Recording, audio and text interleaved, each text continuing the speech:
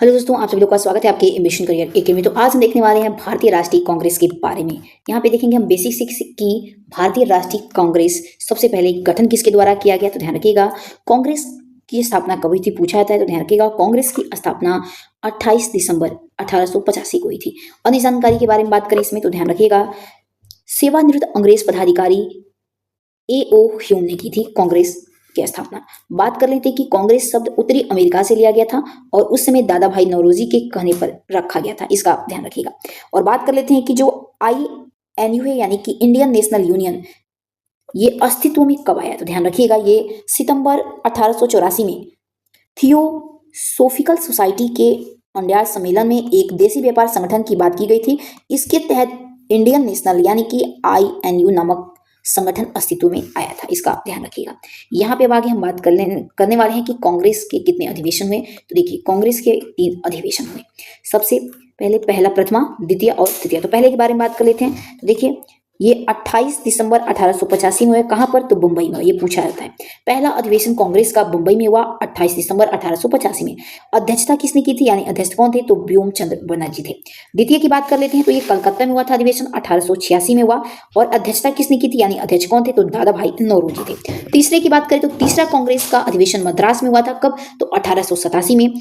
और इसकी अध्यक्षता की थी बदरुद्दीन तैयब जी ने। ध्यान रखिएगा 3 अधिवेशन में 85, 86, 87 में। ध्यान रखिएगा 85, 86, 87 में लगातार 3 अधिवेशन हुए कांग्रेस के। और ध्यान रखिएगा अध्यक्षता पहले में व्योम चंद्र बनर्जी ने की थी, दूसरे में दादा भाई नौरोजी ने किया था, ध्यान रखिएगा। और तीसरे में बदरुद्दीन तैयब जी ने। ओके।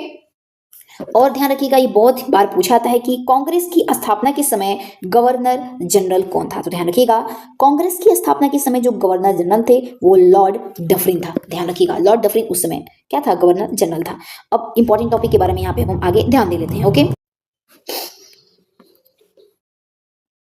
ध्यान दीजिएगा जो यहाँ पे पॉइंट है ये बहुत ही इंपॉर्टेंट पॉइंट है, क्योंकि पूछा था कि नरम और गरम दल जो कांग्रेस में था। ध्यान रखिएगा कांग्रेस की लखनऊ अधिवेशन 1916 में नरम दल एवं गरम दल में तथा कांग्रेस एवं मुस्लिम लीग में समझौता हुआ था। ध्यान रखिएगा कब, तो 1916 में। कांग्रेस की लाहौर अधिवेशन कब हुआ था, तो कांग्रेस का लाहौर अधिवेशन 1929 में हुआ और उसी समय पूर्ण स्वराज की मांग की गई। ध्यान रखिएगा कांग्रेस की कहाँ के अधिवेशन में, तो लाहौर के अधिवेशन में, कब, तो 1929 में पूर्ण स्वराज की मांग की गई, ये भी पूछा जाता है।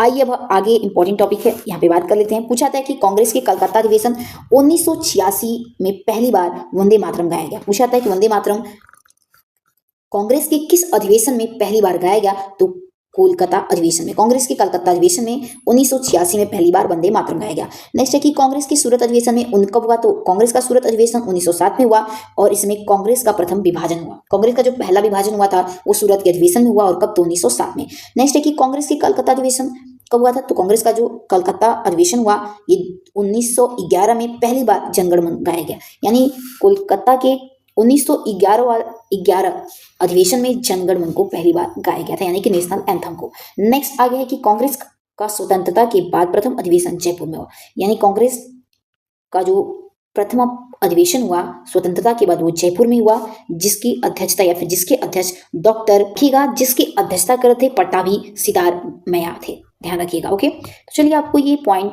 यानी कि ये टॉपिक कैसा लगा आप हमें कमेंट बॉक्स में जरूर बताइएगा। मिलते हैं ऐसी प्यार प्यारे टॉपिक के साथ, तब तक के लिए आप अपना ध्यान रखिएगा। जय हिंद, जय भारत।